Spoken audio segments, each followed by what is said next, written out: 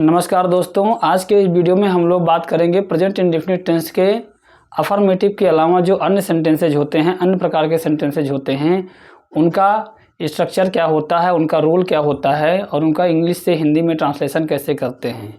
तो आइए देखते हैं। सबसे पहले हम बात करते हैं निगेटिव सेंटेंस की। निगेटिव सेंटेंस का जो स्ट्रक्चर होता है, सबसे पहले सब्जेक्ट, फिर डू डज लगाते हैं, फिर नॉट लगाते हैं, वर्ब का बेस फॉर्म लगाते हैं, ऑब्जेक्ट, फिर ईटीसी लगाते हैं। तो बात है यहाँ पे डू डज, मतलब यहाँ डू के साथ यहाँ पे देख रही है आप कि ऑब्लिक लगा है, अर्थात इसका कहने का मतलब होता है कि हम डू या डज में से कोई एक ही लगा सकते हैं एक बार में, दोनों एक बार में नहीं लगाना है। तो इसको कैसे लगाएंगे आइए देखते हैं। तो सबसे पहले इसका रूल क्या है इसको जान लीजिए। डू कब लगाना है, डज लगाना है कब लगाना है। जिस प्रकार से आपने अफर्मेटिव के स्ट्रक्चर में और रूल में पढ़ा था कि क्या होता है, अगर जो सब्जेक्ट है सेंटेंस का वो सिंगुलर नंबर होता है और थर्ड पर्सन का होता है, तो हम उसमें वर्ब के बेस फॉर्म में एस ई एस या ज़रूरत के अनुसार आई ई एस लगा देते हैं।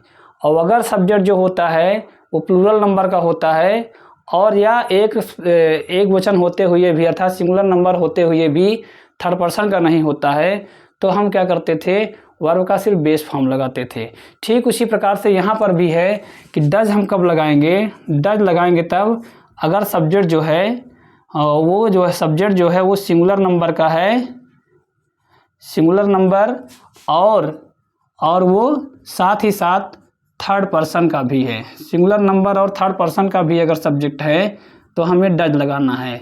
लेकिन अगर सब्जेक्ट प्लूरल नंबर है या जो सेंटेंस है, सेंटेंस का जो सब्जेक्ट है वो क्या है, थर्ड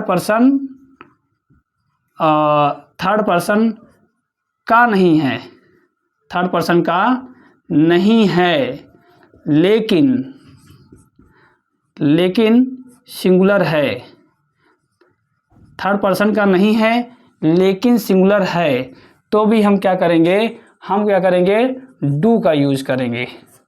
समझ लीजिए, अगर सब्जेक्ट सिंगुलर नंबर और थर्ड पर्सन दोनों शर्त को पूरा कर रहा है तो डज लगाना है आपको। और अगर सब्जेक्ट जो है वो प्लूरल नंबर का है या प्लूरल नंबर के साथ, यानी कि प्लूरल नंबर का है और उसके साथ साथ वो सेकंड पर्सन का है या फर्स्ट पर्सन का है, या फर्स्ट सिंगुलर नंबर तो है लेकिन वो थर्ड पर्सन का नहीं है, तो भी हम क्या करेंगे, डू का यूज करेंगे। अब इस स्ट्रक्चर के अनुसार हम सेंटेंस देख लेते हैं निगेटिव का। जैसे सेंटेंस आया कि मीरा गीत नहीं गाती है, मीरा गीत नहीं गाती है। अब ये सेंटेंस देख लिया आपने, लास्ट में वैसे भी देखा, मैंने आप शुरू बताया था कि ती है लास्ट में आया, ता है, ते है, ती है आया, तो हम मान लेते हैं वैसे कि प्रेजेंट इंडेफिनिट होता है, लेकिन बेशक इसका रियल रूल अलग है। तो इसका हमें सेंटेंस बनाना है। तो आपने देखा ये क्या है, ये जो है निगेटिव का सेंटेंस है। तो इसका जब हम क्या करेंगे, इसका हम इंग्लिश में कन्वर्ट करेंगे, इंग्लिश में इसको हम ट्रांसलेट करेंगे तो क्या हो जाएगा। तो हम रूल के अनुसार क्या करेंगे, सबसे पहले सब्जेक्ट लगाएंगे। सब्जेक्ट कौन है, मीरा। हमें पहचानना है कि कौन काम को कर रहा है, मीरा कर रही है, तो मीरा लगा दिया सब्जेक्ट।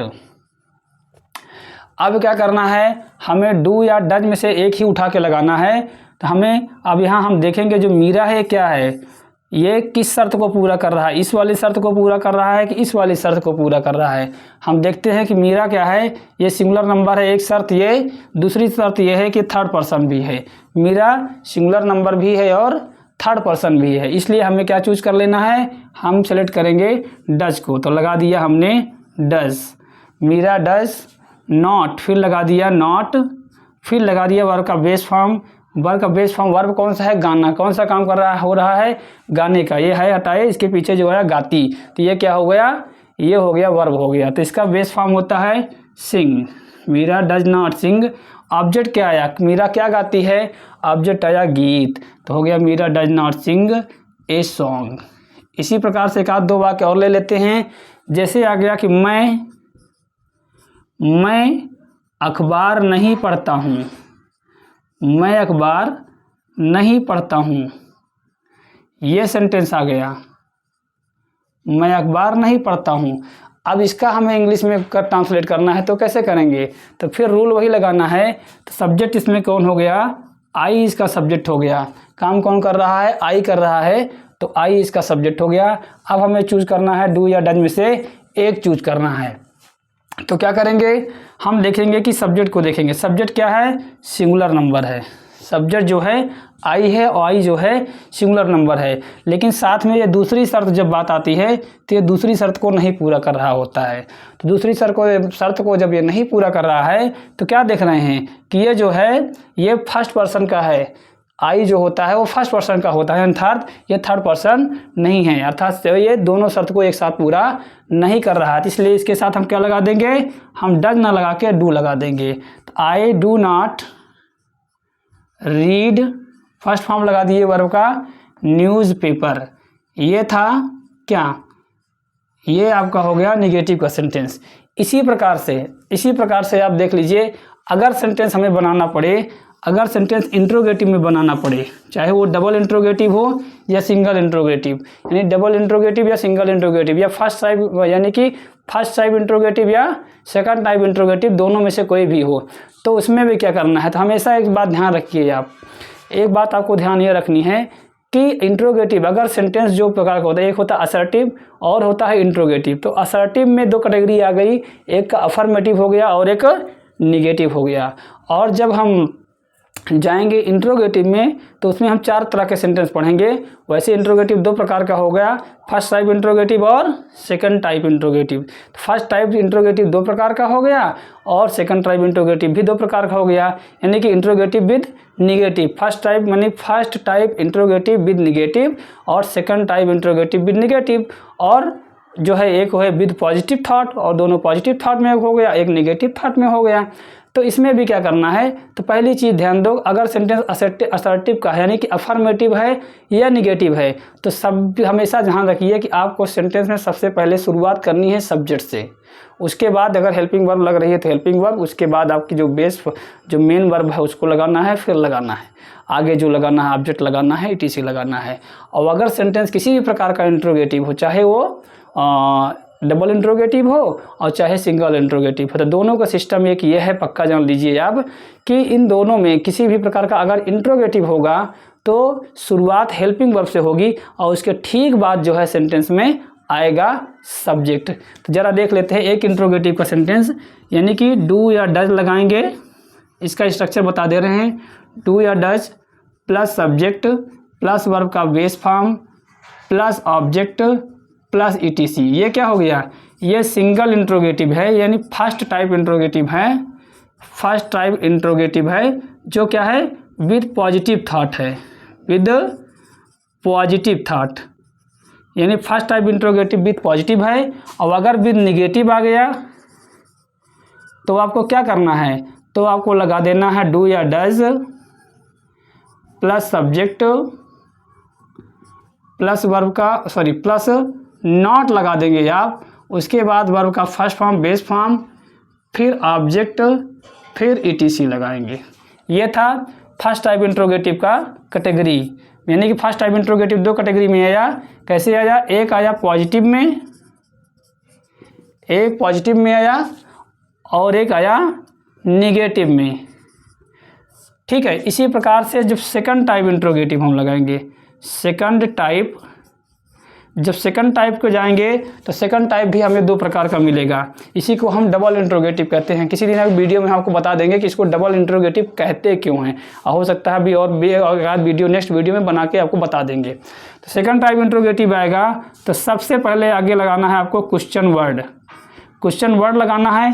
फिर आपको ये वाला जो सेंटेंस है, ये जो स्ट्रक्चर है इंट्रोगेटिव का, सिंगल इंट्रोगेटिव यानी फर्स्ट टाइप इंट्रोगेटिव का जो स्ट्रक्चर है पॉजिटिव वाला, यही जोड़ देना है। अर्थात कहने का मतलब इसके बाद हम डू डज जोड़ देंगे, फिर सब्जेक्ट लगा देंगे, ठीक है, फिर वर्ब का बेस फॉर्म लगा देंगे, फिर ऑब्जेक्ट लगा देंगे, फिर etc लगा देंगे। अगर इसी का अगर ये वाला पॉजिटिव में है तो ये वाला क्या है, पॉजिटिव में है तो ऐसा कर देंगे। अगर ये निगेटिव में है, डबल इंट्रोगेटिव का सेंटेंस अगर निगेटिव में है तो फिर क्या करना है, क्वेश्चन वर्ड आगे आएगा और इसके बाद फिर वही डू या डज लग जाएगा, फिर सब्जेक्ट लग जाएगा, क्योंकि इंट्रोगेटिव के साथ निगेटिव है तो यही इसका दूसरा जो है इंट्रोगेटिव निगेटिव वाला सेंटेंस। डबल इंट्रोगेटिव में भी यही इंट्रोगेटिव निगेटिव सेंटेंस अर्थात सिंगल इंट्रोगेटिव का जो निगेटिव स्ट्रक्चर है उसी को हम आगे लगा देंगे। हाँ, सब्जेक्ट प्लस नॉट हो गया, फिर वर्ब का बेस फॉर्म हो गया, फिर ऑब्जेक्ट हो गया, फिर ईटीसी हो गया। ये था पूरा प्रेजेंट इंडेफिनिट का स्ट्रक्चर, कैसे इसको सेंटेंस बनाते हैं और कैसे वाक्य को बनाते हैं। अब दूसरा एक वाक्य हम बता दे रहे हैं, जरा आपको यही इसी में बता दे रहे हैं कि किसी सेंटेंस को डबल इंट्रोगेटिव कहते क्यों हैं, इसको जान लीजिए आप। सिंगल इंट्रोगेटिव कहते क्यों हैं, ये ध्यान लीजिए उसी को, यानी फर्स्ट टाइप इंट्रोगेटिव को सिंगल इंट्रोगेटिव और सेकंड टाइप इंट्रोगेटिव को डबल इंट्रोगेटिव क्यों कहते हैं, इसको ज़रा ध्यान लीजिए। तो पहली बात, जैसे एक सेंटेंस है लिखा गया कि जैसे डू यू लाइक बनानास, और दूसरा सेंटेंस लिखा गया व्हाट डू यू लाइक। दो सेंटेंस देख लीजिए, या हमने लिख दिया why do you like bananas. थोड़ा और स्पष्ट हो जाएगा आपके लिए समझाने में और समझने में, हमारे समझाने में, आपको समझने में। तो जरा इन सेंटेंस को देखिए। डू यू लाइक बनानास ये रूल के अकॉर्डिंग लगा है, जैसे हमने बताया आपको डू डज किस रूल से लगा वो जान रहे हैं आप, हमने बता दिया। अब डू यू लाइक बनानास का मतलब हुआ क्या आपको केले पसंद हैं, क्या आपको केले पसंद है। यहाँ पर एक ही बार में एक ही क्वेश्चन किया गया है और ये हुआ आपका सिंगल इंट्रोगेटिव। इसको और भी बता दे रहे हैं आपको, हम सेंटेंस पढ़ाएंगे तो हम बताएंगे कि इसको हम जो सिंगल इंट्रोगेटिव है इसी का दूसरा नाम फर्स्ट टाइप इंट्रोगेटिव है, या इसी का एक और नाम है एस या नो टाइप इंट्रोगेटिव भी कहा जाता है इसको। अब आगे हम सेंटेंस पढ़ाएंगे तो वहाँ बताएंगे। अब देखिए तो यहाँ पर एक ही बार क्वेश्चन किया जा रहा है, ये जो है ये है सिंगल इंट्रोगेटिव, लेकिन इसी को सिंगल इंट्रोगेटिव इसलिए कहा गया, लेकिन इसको डबल इंट्रोगेटिव क्यों कहा गया।